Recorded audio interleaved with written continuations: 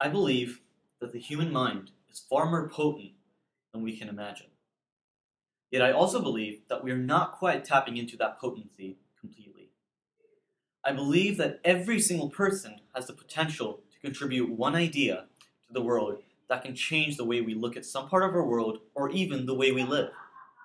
The question that I have asked myself for a long time, and that I'm sure you're asking me in your heads right now, is how? Let me introduce you to the invention process. A problem is identified.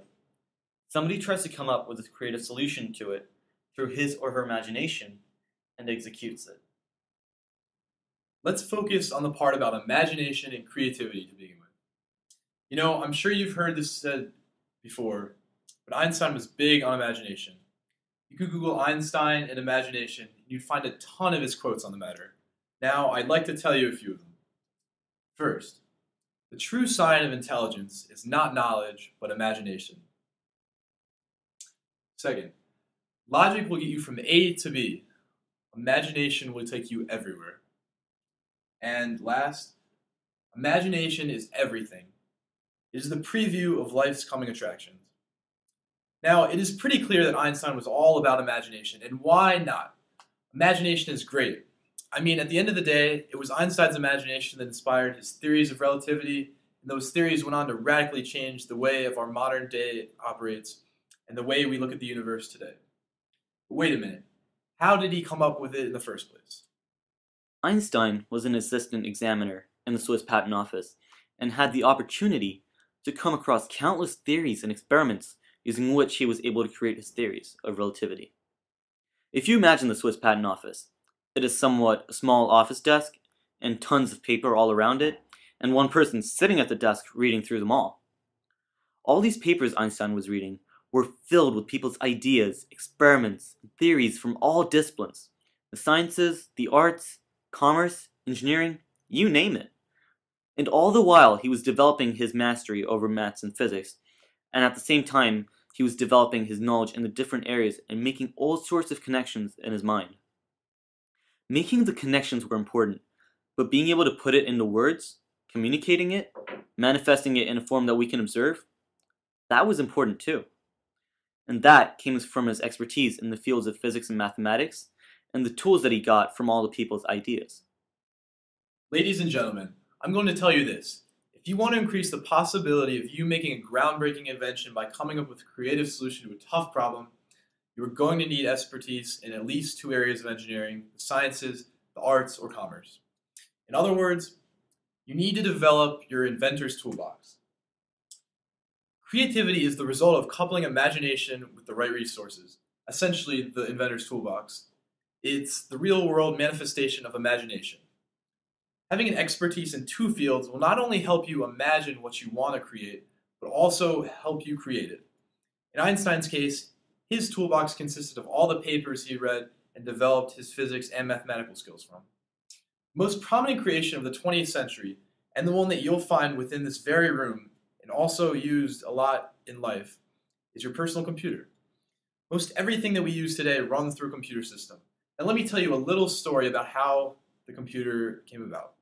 Steve Wozniak made the first personal computer. In his autobiography, he tells us that he liked to have fun with programming in electronic circuits. Since childhood, he'd been playing around with electronics and had landed himself a job in Hewlett-Packard.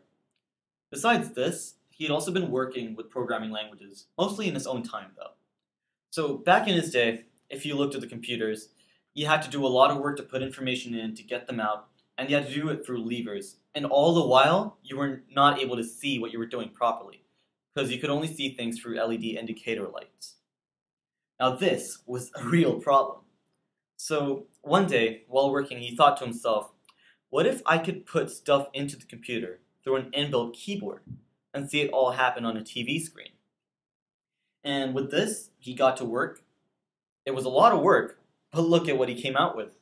The Apple I, the first computer with an inbuilt keyboard and a proper screen. He was only able to create the Apple I because he knew enough electronics and programming to create the circuitry and programs compatible to make it run. It took him all of that to make something that changed the world forever. The number of households with at least one computer today easily surpasses 100 million.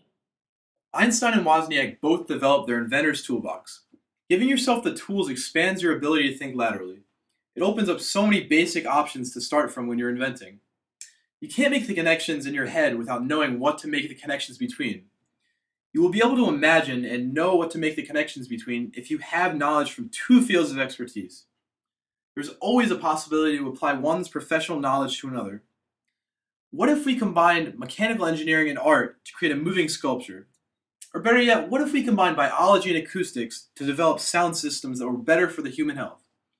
What if we combined biology and literature and perhaps tried to develop a new outlook on how fictional literature worked? So far, we have seen examples where the tools in the inventor's toolbox were similar. Both fields of expertise were somewhat close and related. In Einstein's case, it was the different areas of physics and mathematics, and in Wozniak's case, it was electronics and programming. But you can just as well take two fields of expertise that you couldn't imagine could be connected in any way. And with that, let's take it all to the heart now. Today, an aortic valve replacement surgery is the second most common surgery across the United States. Why? In 1965, a man named Philip Bryson, at the age of 25, found out that he did not have much time left to live because he was born with a defected aortic valve. He had not yet even had the chance to fully live his life.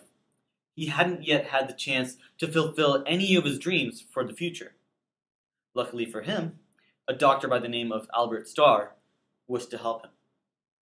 Problem was, medicine could only do so much. Yes, the human anatomy and medicine go hand in hand, but not every ailment can be fixed by medicine. For this reason, Dr. Starr enlisted the help of a hydraulics engineer, Lowell Edwards. The two developed each other's understanding on the subject matter so that they could engineer a solution, and thus they created the first artificial heart valve. Mr. Bryson then went on to live at least another 45 years, during which he married and raised 4 kids. Having an expertise in one field somewhat narrows your thinking to one approach, but adding expertise from another field helps you create a space for thinking, the inventor's space, just like the Swiss Patent Office. You create a realm of ideas and experiences just waiting to be connected, and at the same time you have the tools to do that in your own hands. Biology and hydraulic engineering aren't even remotely related, yet when Dr. Starr and Mr. Edwards entered the inventor's space between those two areas of expertise, they found the solution to defective aortic valves. These days, we're still focused on specializing as much as we can into one very specific field. This is very much the same as what Taylor told us we should do during the early 20th century, but that was the era of the assembly line. We aren't on the assembly line anymore. The assembly line is one very narrow path. Today, we are trying to get out into the open, push our horizons further in every direction, try and be as innovative as we can. Develop your inventor's toolbox. Be an expert in 2 professions. Enter the inventor space. There's a possible solution to somebody's problem waiting for you.